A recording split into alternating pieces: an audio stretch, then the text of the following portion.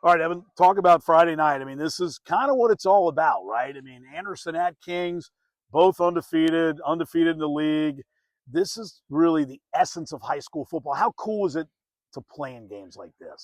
This is the best environment. Going to Kings, the Castle, and being undefeated both teams. We've had amazing battles before. You know, through the years, Kings Anderson has been top-notch football, and to be back where it is, and this is what it's supposed to be about.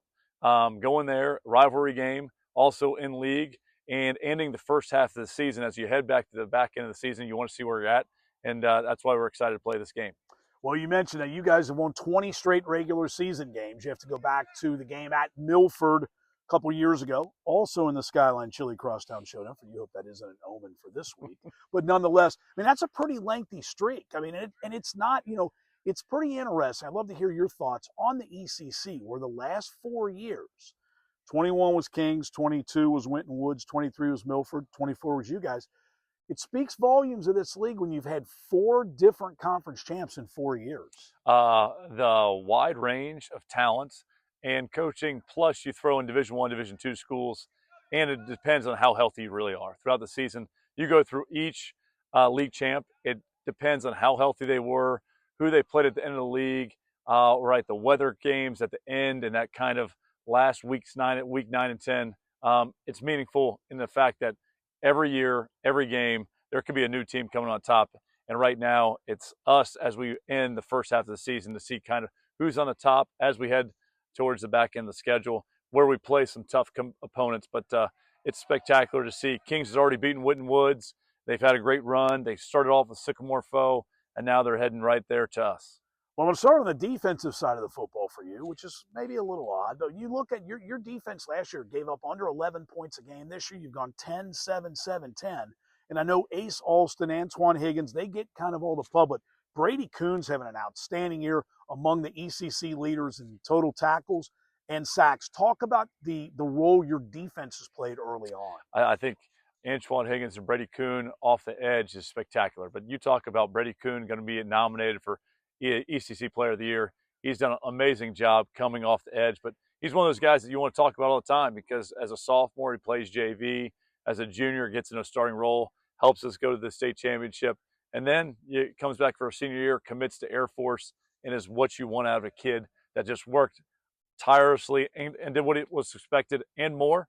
And then you throw in Antoine Higgins, the junior, on the other side that can do various things that started since he was a freshman, has played over 30 ball games already.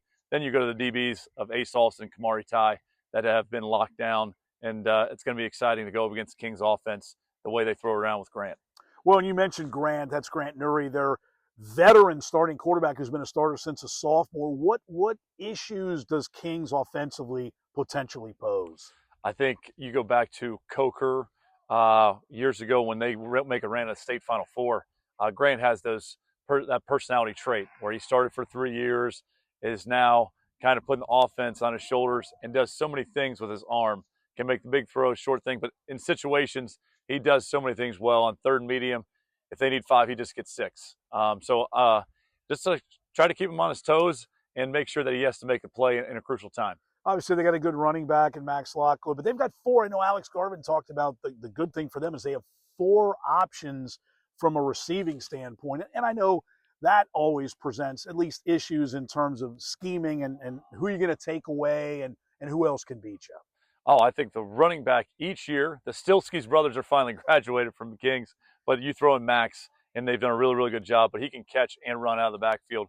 So we got to know where he's at, but then you throw in the youngest Lyman brother, then the skill set of the others. It's really, really spectacular as you watch them. Their offense has evolved into one of those proficient offenses that you got to make sure you understand where people are at and what they're doing.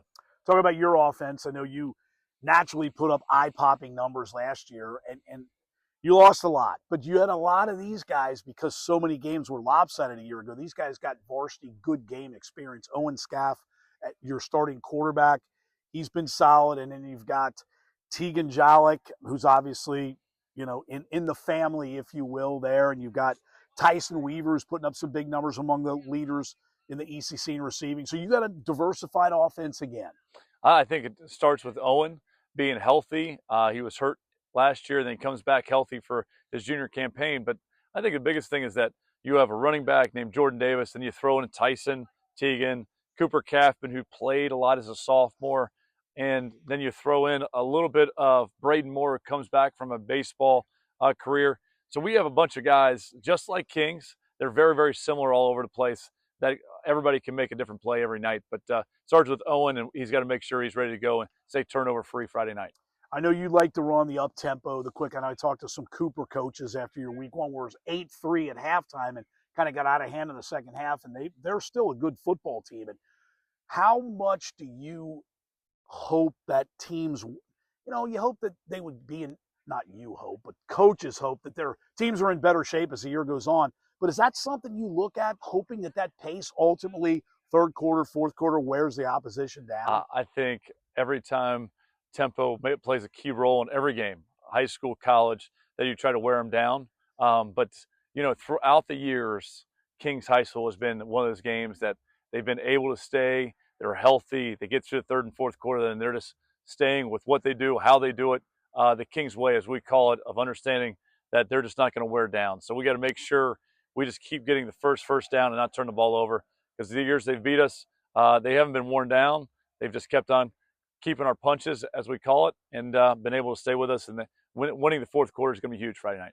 Final question, Kings, it'll be packed. Anderson, be on the road. Naturally, ECC supremacy at the midway point. Also, the Skyline Chili Crosstown Showdown. What does it mean to know that every year when the organizers put that event together, they look to your program to be a part of it? I think it's the foundation of what you want out of high school football in Cincinnati. It's what you want. It's a monumental thing each year that you want to be a part of an event. If you're not part of an event, you feel sad. You feel like you're not an elite program yet. And we're just trying to build it to be elite in Cincinnati and stay an elite in the state of Ohio.